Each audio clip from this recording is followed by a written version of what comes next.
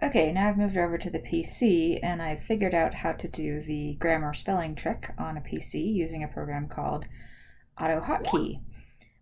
Have on your desktop the files for each of your shortcuts. So for example, I have a file for a grammar mistake that's executed with Control G, and it basically says, put in spelling / grammar, paste from the clipboard twice in quotes.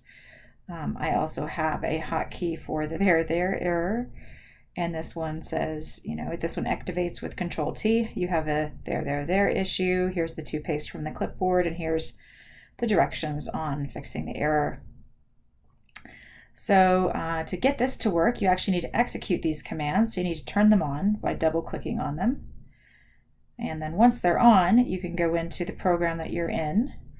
You only have to turn them on once, and we can find where the mistake is. So I want to highlight my mistake that I want to point out to the student, copy it, open up the expanded question feedback, and in here I can simply type Control T to activate my there error, replace this with the proper one, bold, and now I've got my solution in there. Again, I can insert some other spelling grammar error. So if I thought that there was a mistake in something like this, I could copy it, go down here,